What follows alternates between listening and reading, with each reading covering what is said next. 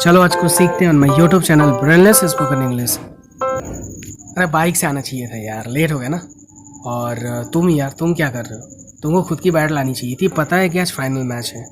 और साथ में उसको भी ले आते ना, उसको भी लानी चाहिए थी। हम्म देखो, इन सारे सेंटेंसेस में ज़्यादातर चाहिए था का यूज़ हुआ है। Often we use this kind of sentences, हमेशा अक्सर हम लोग ऐसे सेंटेंसेस यूज़ करते हैं जिसके लास्ट में चाहिए था आता है। तो ऐसे सेंटेंसेस को इंग्लिश में बोला कैसे जाए? How to speak in English this kind of sentences. Okay, तो सिंपल सा फंडा ऐसे सेंटेंसेस बोलने के लिए should have plus V three use कर लो। चलो सीखते हैं कि should have plus V three का यूज कैसे करना है। जैसे जाना चाहिए शुड गो, जाना चाहिए था शुड हैव गॉन। आना चाहिए शुड कम, आना चाहिए था शुड हैव कम। ताली बजाना चाहिए शुड क्लैप, ताली बजाना चाहिए था शुड हैव क्लैप्ड। हंसना चाहिए शुड लाफ, हंसना चाहिए था शुड हैव लाफ्ड। समझना चाहिए शुड अंडरस्टैंड, समझना चाहिए था शुड हैव अंडरस्टूड। और भी बहुत सारे वर्ड्स यानी कि एक्शंस हैं जो थर्ड फॉर्म में आप कन्वर्ट करके बना सकते हो। ठीक है, जैसे लाना, तो लाना चाहिए तो शुड ब्रिंग, लाना चाहिए था शुड हैव ब्रॉट, क्योंकि ब्रिंग का थर्ड फॉर्म ब्रॉट होता है और हैव लगाना है, हैव के बाद थर्ड फॉर्म होता है। अब इक्वेशन को समझ लिया जाए।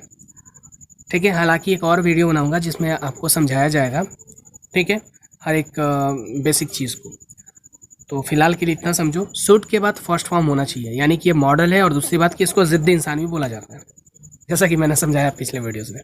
तो शुड के बाद फर्स्ट फॉर्म चाहिए, तो हैव एक फर्स्ट फॉर्म है। ओके, और दूसरी बात कि हैव के बाद थर्ड फॉर्म यूज़ होता है।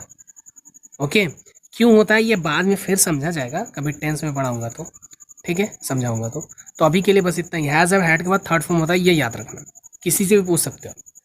तो थर्ड फॉर्म सही है। और शुड के बाद फर्स्ट फॉर्म होना चाहिए, तो शुड के बाद फर्स्ट फॉर्म हैव है। तो हैव क्वालिफाई कर गया गॉन को भी, और हैव क्वालिफाई करता है शुड को भी, यानी शुड के बाद हैव सही हो गया और गॉन के पहले भी हैव सही है। ठीक है, अब आपके दिमाग में, आपके जहन में ऐसा ख्याल आ रहा होगा, क्वेश्चन उठ रहा होगा, ठीक है, कि हैज़ क्यों नहीं, हैड क्यों नहीं? तो हैज़ फिफ्थ फॉर्म है, ठीक है, और हैड सेकंड फॉर्म है। ओके, इसलिए नहीं हो रहा है। हैव होने का रीज़न बस यही है, क्योंकि हैव फर्स्ट फॉर्म है और मॉडल यानी ज़िद्दी इंसान के बाद फर्स्ट फॉर्म ही यूज़ होता है। ओके, अब शायद समझ में आ गया होगा कि चाहिए था को कैसे कन्वर्ट करना है इंग्लिश में। चलो अब हमारे पास आता है हमारा प्रैक्टिस सेशन। प्रैक्टिस सेशन में अक्सर हम लोग समझ पाते हैं कि समझे कॉन्सेप्ट को यूज़ कैसे करना है इंग्लिश स्पोकन में, और सेंटेंसेस के थ्रू कैसे बोलना है। ठीक है, तो यहाँ पे इंग्लिश लिखा हुआ है और इसको हिंदी समझना है, हिंदी में। ठीक है, और बहुत सारे हिंदी जब हमारे माइंड में आते हैं तो उसको इंग्लिश में ट्रांसलेट कैसे करना है वो समझना है इस प्रैक्टिस सेशन में। चलो देखते हैं। कोई भी बुक में कहीं पे भी लिखा हो तो पहले आपके दिमाग में ये आना चाहिए कि should have plus V three है तो चाहिए था होगा। अब एक्शन भी पता हो या ना हो, अगर गॉन का मतलब भी पता नहीं है तो आपके दिमाग में इतना आना चाहिए कि should have plus V three है तो चाहिए था होगा। ठीक है, जैसे शुड हैव गॉन, तो गो का मतलब जाना, तो गॉन मतलब जाना चाहिए था। यहाँ पे शुड हैव लगा हुआ है। शुड हैव डायल्ड मी, ठीक है, डायल मतलब कॉल करना, फ़ोन करना, तो शुड हैव डायल्ड, तो यहाँ पे should have plus V three दिखा, तो इसका मतलब कुछ ना कुछ है, चाहिए था। अब एक्शन पता है तो ठीक है, अदरवाइज कोई बात नहीं, समझो कि चाहिए था होगा। तो डायल का जैसे ही पता चला हिंदी तो समझ लो, डायल का पता नहीं चला, डायल मतलब डायल यानी फ़ोन करना, कॉल करना ही होता है। ठीक है, कॉल लगाना ही होता है, तो ऐसे कन्वर्ट कर लो माइंड में कि कॉल करना चाहिए था। शुड हैव टॉट, हालांकि I am not responsible for this word, ये फ्रेज के लिए मैं जिम्मेवार नहीं हूँ। ठीक है, पूरा देखो समझ में आ जाएगा सब चीज़। तो शुड हैव टॉट, तो शुड हैव टॉट तो यानी टीच का थर्ड फॉर्म है टॉट, तो यानी पढ़ाना चाहिए था। दिमाग में आ रहा है सब समझ में। शुड हैव प्लेड, तो प्ले का थर्ड फॉर्म प्लेड है, तो खेलना चाहिए था। शुड हैव ब्रॉट, अब ब्रॉट का मतलब नहीं पता तो बस इतना समझ लो कि चाहिए था है, कोई ना कोई बात तो है जिसमें चाहिए था लगने वाला। अब जैसे ब्रिंग का ब्रॉट समझ में आया कि ब्रिंग मीन्स लाना, तो ब्रॉट मीन्स भी लाना ही होगा, और शुड हैव के साथ यानी चाहिए था तो होगा ही, तो लाना चाहिए था। ठीक है, आ गया। थिंक, थिंक का थर्ड फॉर्म होता है थॉट, तो शुड हैव के साथ जुड़ता है तो क्या हो जाएगा, अगर शुड हैव के बाद आ गया थॉट तो क्या हो जाएगा, सोचना चाहिए था। ठीक है, गाना चाहिए था, तो शुड हैव के बाद अगर सिंग आ जाएगा यानी संग हो जाएगा, ठीक है, सिंग फर्स्ट फॉर्म है, संग हो जाएगा थर्ड फॉर्म, ठीक है। तो शुड हैव संग तो गाना गाना चाहिए था। ओके, आ रही बात समझ में? तो अब देखो कितना आसान हो गया। शुड हैव प्लस V3 दिखा, बस चाहिए था समझ जाना है। एक्शन का अगर हिंदी है तो उसको यूज़ करके चाहिए था लगा देना है, सेंटेंस क्लियर हो जाएगा।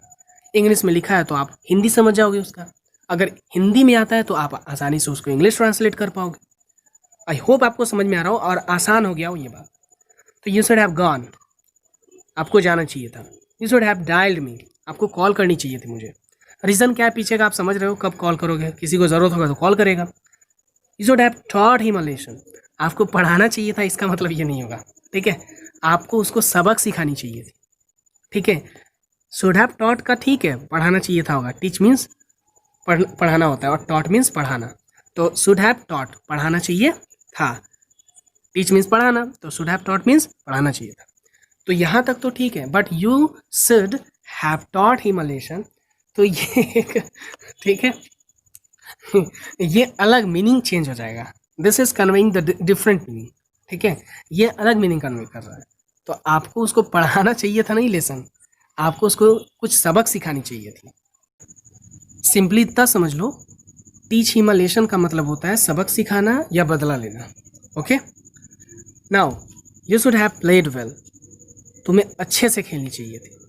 और एक लास्ट वर्ड है, सॉरी लास्ट सेंटेंस है, you should have brought your bat today, तुम्हें आज खुद की बैट लानी चाहिए थी। आज फाइनल मैच है शुरू में ठीक है, शुरू में बात हुई थी इसके बारे में, तो आज फाइनल मैच है, तुमको खुद की बैट लानी चाहिए। आई बात समझ में? You should have brought your bat today. Okay, I hope you like this session.